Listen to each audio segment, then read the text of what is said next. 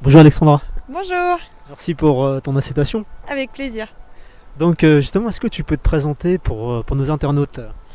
Je m'appelle Alexandra Recchia, j'ai 29 ans, je suis 5 fois championne du monde de karaté, double championne d'Europe et avocate en droit du travail. Parcours, personnalité même atypique, je trouve, rien à voir quoi. Justement, quelle était l'origine de ta passion pour le karaté et aussi dans le domaine des avocats quoi? Alors on va pas dire que j'ai eu une passion pour le domaine du droit, on va dire que ça s'est fait sur le tas en fait. Alors le karaté, d'abord j'ai commencé à 5 ans et demi parce que j'avais un caractère très fort, très combative, toujours dans la compétition, même pour les jeux de société. Donc, et puis j'étais tout le temps la plus petite, donc je me faisais embêter à l'école, je disais une fois stop et une fois je cognais. Enfin la deuxième fois je cognais. Donc du coup mes parents ils se sont dit bon, faut qu'elle apprenne un peu à canaliser son énergie et puis si elle peut apprendre des belles valeurs avec les arts martiaux et apprendre à se battre en même temps, c'est double emploi. Donc du coup ils m'ont mis au karaté. Et j'ai tout de suite accroché. Vraiment, c'est devenu une passion immédiatement. Je sentais que c'était mon milieu naturel. D'accord. Donc voilà, donc j'ai fait que ça toute ma vie, du karaté. Justement, le karaté, qu'est-ce que ça te procure comme vibration? Déjà, si je fais du karaté aujourd'hui, c'est vraiment pour la performance, la recherche de la performance. Aussi les rencontres et puis les expériences que je peux vivre à travers mon sport, que ce soit les expériences humaines ou alors même les émotions qu'on ressent après des grosses séances, quand on est fier de soi d'avoir mené à bien une séance qui est très difficile, ou alors même après avoir remporté un titre de champion après des années de travail. C'est pour tout ce qu'on ressent dans le sport que je fais ça. Pourquoi tu t'es lancé dans la compétition? Qu'est-ce que ça te procure?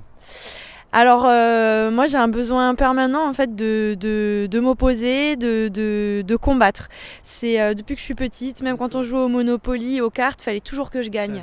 Fallait que je gagne, fallait que je sois la meilleure. D'accord. C'était vraiment dans mon tempérament. Donc 6 mois après mes débuts, première compétition, ça se passe vraiment très mal. Je m'arrête en plein milieu de mon kata, trou de mémoire, donc forcément je perds. Et vu très mauvaise perdante, je vais vers mes parents en pleurant et ma mère elle m'accueille en me disant c'est bien fait pour toi, t'avais qu'à te rappeler de ton kata.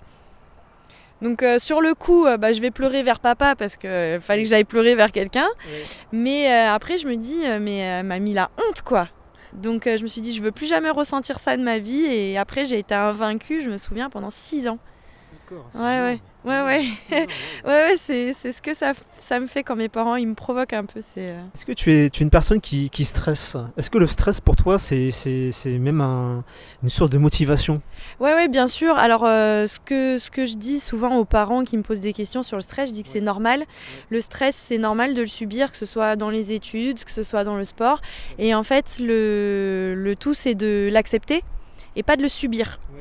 Donc il faut l'accepter, il ne faut pas avoir peur d'en parler, de dire que sur une compétition on a peur, qu'on a peur d'échouer sur un examen. C'est important de communiquer, de mettre des mots là-dessus, de le verbaliser, ça permet déjà de le diminuer. Et puis après, il faut l'accepter. Si on est stressé, c'est que c'est un événement ou un enjeu qui compte pour nous. Donc c'est naturel, c'est humain en fait. Je connais personne qui n'est pas stressé. Quelle est ta plus grande peur? De perdre mes parents.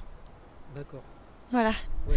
Moi, c'est clair, je suis très fusionnelle avec eux et très famille et ma plus grande peur c'est de perdre mes parents. Est-ce que tu aimerais remercier des personnes qui ont cru en toi, tes parents j'imagine, et ceux et celles qui t'ont mené à ce que tu es aujourd'hui?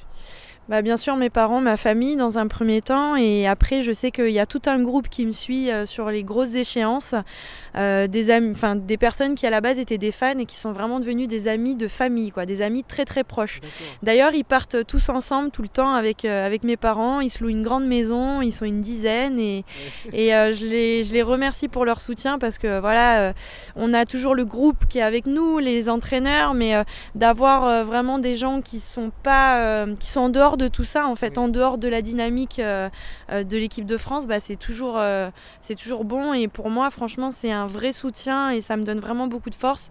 Donc je les remercie. Après bien sûr je remercie mon préparateur physique qui fait un travail juste énorme, qui m'a amené dans des endroits où je pensais jamais aller. qui repousse mes limites au quotidien. Bien sûr, je remercie tous mes entraîneurs, tous ceux qui sont intervenus dans le cadre de ma préparation, dans le cadre de ma formation aussi, depuis que j'ai commencé. Et bien sûr pour mes partenaires qui m'aident, que ce soit pour la chiropraxie Anne Nguyen, qui m'aide vraiment à aborder les séances de la meilleure des manières, et la clinique Clean Alliance qui m'apporte justement une récupération optimale avec la balnéo et la cryothérapie. Voilà, c'est un sport individuel, mais les victoires, c'est vraiment des victoires d'équipe, quoi. Tu aurais un message pour ceux et celles qui veulent se lancer comme toi dans le monde du karaté, notamment les jeunes, la jeunesse?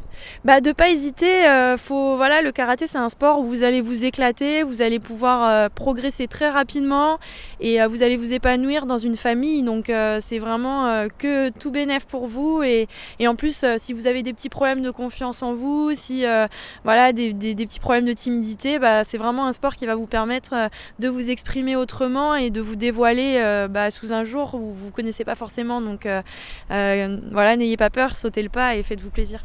Est-ce que tu fais attention à ton alimentation? Ah ouais, bien sûr. Je le faisais pas avant, mais là j'arrive à mes 30 ans et je sais que c'est un aspect primordial de ma préparation pour éviter toutes les blessures. Donc bien sûr, je suis une diète et... Tu manges quoi, bio? Alors ça peut m'arriver de manger bio, mais pas exclusivement. Non, j'ai une diète faite par un ami qui est anciennement karatéka et qui maintenant est dans le body, et beaucoup, bien sûr, forcément un régime ultra protéiné avec tous les entraînements qu'il faut suivre. Et beaucoup de légumes, beaucoup de fruits secs, mais voilà, très peu de mauvais gras, on va dire. Voilà. Donc prochain événement? Alors dans 3 semaines, Tokyo, l'Open de Tokyo. Quel était ton plus beau voyage justement au cours de tes combats?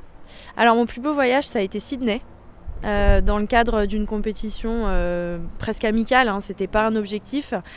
Sydney, l'Australie. Vraiment, c'est un pays que j'ai adoré de par les gens qui sont vraiment très décontractés, très simples, très abordables, et de par le paysage qui est juste sublime et magnifique, quoi. Est-ce que tu aurais un mot de la fin, un dernier mot, tout ce que tu veux? Croyez en vos rêves, si vous avez des objectifs, donnez-vous tous les moyens pour y parvenir, quitte à échouer, parce que ça fait partie de la vie. L'important, c'est de rebondir et de s'entourer des bonnes personnes. Très bien, Alexandra, merci infiniment pour ton partage, et puis merci continue à faire ce que tu fais, quoi. C'est gentil, merci à vous.